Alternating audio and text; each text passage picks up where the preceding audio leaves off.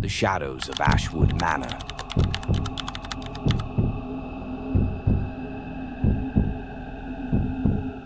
Dr. Edward Harrington had always prided himself on his rational mind.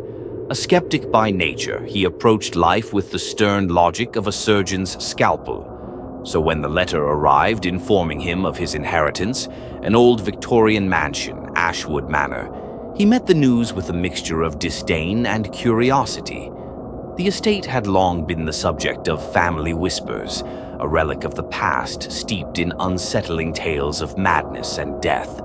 As the storm clouds gathered ominously on the horizon, Edward felt an inexplicable pull to the estate, an insistent tug that beckoned him into its shadowy embrace. The journey was fraught with rain and wind, the landscape darkening as he approached the manor. Its silhouette loomed against the roiling sky, an edifice of decay and despair.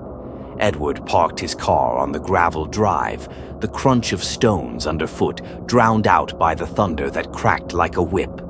The air was thick with moisture, and a chill ran down his spine as he stepped through the creaking front door, the brass handle cold and unyielding in his grip. Inside, the air was stale, tinged with the scent of mildew and dust. The grand foyer was adorned with faded portraits of his ancestors, their eyes seeming to follow him as he moved deeper into the house. Edward shook off the sensation, attributing it to the eerie atmosphere and his own overactive imagination. He took a deep breath, reminding himself that he was a man of science, not superstition. As the storm raged outside, he began to explore the manor's labyrinthine corridors. The walls were lined with strange symbols etched into the wood, their meanings lost to time. Some resembled ancient runes, while others appeared to be crude drawings of twisted figures. Edward's brow furrowed. He dismissed them as the remnants of a long-forgotten family cult, a relic of a time when superstition ruled over reason. As night fell, the storm intensified, casting the mansion into darkness. The flickering candlelight barely illuminated the vast rooms, and the howling wind seeped through the cracks, creating an unsettling chorus of whispers.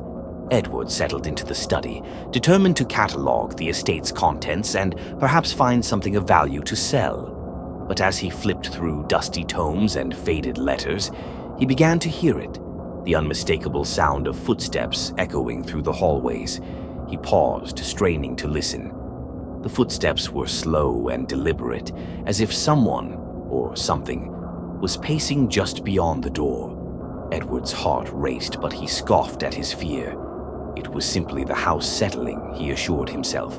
Yet the footsteps grew closer, and a chill crept down his spine. Suddenly, a loud crash echoed from the upper floors, followed by an eerie silence. Edward's instincts kicked in. He grabbed a heavy candlestick and ventured toward the staircase, the shadows seeming to dance around him as he ascended. Each step creaked ominously beneath his weight, the air growing colder with every ascent.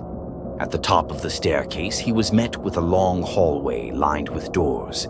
The storm outside raged on, and the shadows flickered as lightning illuminated the corridor.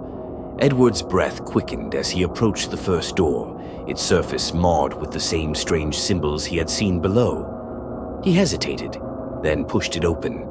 The room was empty, save for an old trunk in the corner. As he approached, he noticed the trunk was covered in dust, but the symbols were fresh, as if someone had just drawn them. Suddenly, a loud bang reverberated through the house, and Edward spun around, his heart pounding. In the doorway stood a shadowy figure, its features obscured by darkness. Edward's mind raced. Was it a trick of the light, or was something truly watching him? "Who's there?" he called, trying to sound authoritative, though his voice wavered. The figure remained silent, unmoving, its presence suffocating. Edward took a step back, his instincts screaming at him to flee. But just as he turned, the door slammed shut behind him, plunging him into darkness. Panic surged as he fumbled for the handle, but it wouldn't budge. The shadows thickened, swirling around him like a living entity, and he could hear the whispers now, soft, seductive, and insistent. "Join us! Join us!" they seemed to chant, echoing through the void. With a surge of desperation, Edward turned back to face the figure, which had stepped closer, revealing a grotesque visage twisted in a rictus of madness. Its eyes were hollow voids, reflecting nothing but darkness. Edward's rational mind shattered as he realized the truth. This was no mere specter of the past. It was a harbinger of something far worse. In that moment, the symbols on the walls began to glow with an otherworldly light, illuminating the room in a sickly green hue. The shadows writhed and twisted, coalescing into more figures, each bearing the same hollow gaze.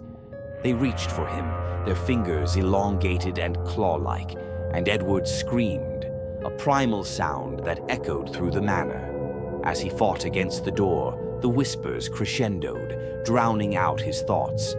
The figures closed in, their breath cold against his skin. Edward felt his sanity slipping away, consumed by the realization that Ashwood Manor was not just a house. It was a gateway to an unfathomable horror, a cosmic abyss that sought to claim him as one of its own. In a final act of defiance, he hurled himself against the door, and with a splintering crash, it flew open. He stumbled into the hallway, gasping for breath, the shadows retreating momentarily. But the storm outside had transformed into a tempest of chaos, and the very walls of the manor seemed to pulse with a malevolent energy. As Edward fled down the staircase, he could hear the whispers behind him, growing louder, more insistent. The house was alive with the echoes of his ancestors, their laughter mingling with the storm, a cacophony that promised he would never escape.